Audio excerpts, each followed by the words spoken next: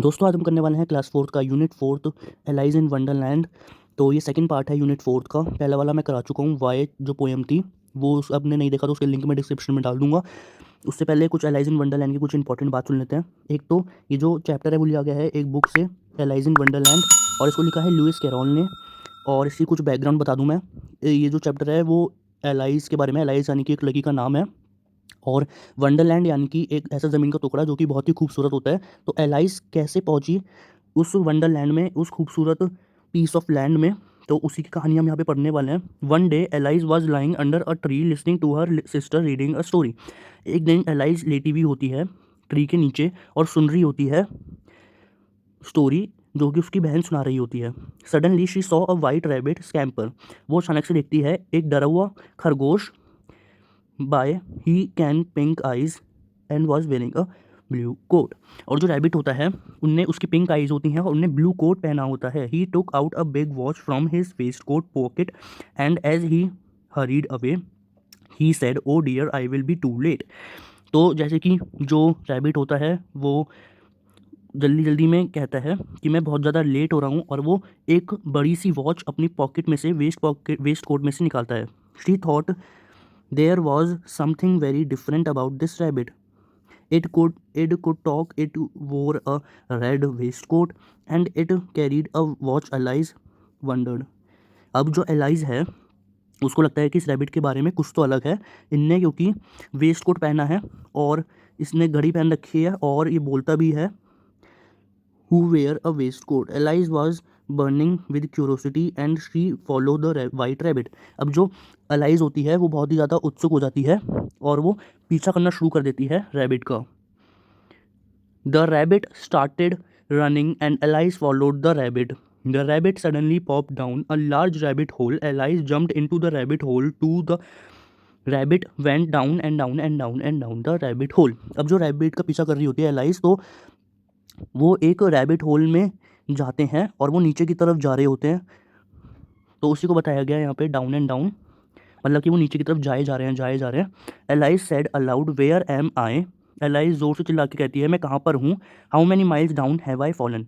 मैं कितने नीचे गिर चुकी हूँ। माइल्स जो है वो एक मेजरमेंट है, मतलब कि उससे हम डिस्टेंस नापते हैं, तो उसी को कहा गया है कि मैं कितनी माइल्स नीचे गिर चुकी हूँ। I must be getting somewhere near the centre of the earth. वो कह रही है शायद मैं सेंटर ऑफ द अर्थ के पास हूँ। She wondered will I slip through the earth to the other side. उसको ये भी लगता है कि शायद मैं अर्थ की दूसरी साइड पे गिर चुकी हूँ। Thump allies landed on a pile of dry leaves. She looked around quickly and suddenly saw the white rabbit.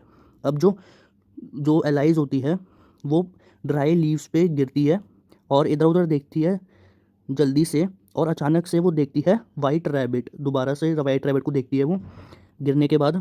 It disappeared saying oh my ears and whiskers how late it's getting. और जो rabbit होता है वो फिर अचानक से गायब हो जाता है ये कह के कि मेरे कान और मेरी मूछें, मैं लेट हो रहा हूँ। बस वो ये कह के गायब हो जाता है। Allies stood up and saw a small door about 15 inches high. Allies जो होती है वो देखती है 15 इंचेस बड़ा एक डोर। अब इंचेस वही है, मेजरमेंट है दोबारा से, जो वो जो साइज़ होता है उसको मेजर करने के लिए, जैसे कि हमने माइल्स देखी थी वो डिस्टेंस मेजर करने के लिए होती है, और जो इंचेस होती है वो साइज़ मेजर करने के लिए होती है, एक वैल्यू। तो it was too small for her to go through. तो जो एलाइज होती है उसके लिए बहुत ही छोटा होता है वो गेट। उसके बाद वो एक गिलास की टेबल देखती है जिस पे कि एक गोल्डन की रखी होती है। She tried the little golden key in the lock and to her delight it fitted. Alice open the door and looked into the loveliest garden. अब जो जो की रखी होती है, जो चाबी रखी होती है टेबल के ऊपर गोल्डन वाली, तो उसको फिट करके देखती है लॉक के अंदर। वो जो उसका गेट दिखा था उसको 15 इंचेस का, तो उसमें वो फिट हो जाती है और वो देखती है गेट के उस पार की वहाँ पे एक बहुत ही अच्छा सा गार्डन होता है। तो एक गार्डन वही है वंडरलैंड जिसके बारे में बात कर रहा था। वो पहुँच चुकी है वंडरलैंड रैबिट का पीछा करते करते। She had ever seen how she longed into the among those beds of bright flowers. वो देखती है ब्राइट फ्लावर्स के बेड, मतलब कि फ्लावर जैसे कली में लगे होते हैं ना लाइन में एक के बाद एक, वैसे वो बेड की तरह लग रहे थे फ्लावर्स, वो देखती है।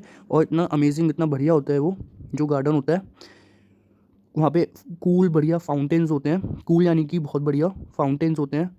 फाउंटेन यानी कि जो पानी के जो झरने वरने होते हैं, मतलब कि एक पानी तेज़ी से निकल रहा होता है, वो चारों तरफ फैल रहा होता है, तो उसे फाउंटेन कहते हैं। फाउंटेन देखती है, but she could not even get her head through the doorway. Oh how I wish I could become smallest, she exclaimed loudly. लेकिन वो जो डोर में अपना सिर भी नहीं ले जा सकती थी, वो इतना छोटा था। तो वो ज़ोर से चिल्लाती है कि काश कि मैं भी छोटी हो सकती। यही था चैप्टर। और फिर इसके बाद कुछ न्यू वर्ड्स हैं इसके, जैसे कि स्कैम्पर यानी कि घबराहट में, और हरीड मतलब कि जल्दी, पॉप्ड मतलब कि अचानक से, और फिर डिसअपेयर मतलब कि गायब, विस्कर यानी कि मूछें। यही था न्यू वर्ड्स और चैप्टर, जो अब हम अगली वीडियो में करेंगे इसके कुछ बैक एक्सरसाइज। तो वो मैं नेक्स्ट वीडियो में लेके आऊँगा। जब तक के लिए लाइक शेयर सब्सक्राइब कमेंट करिए, धन्यवाद।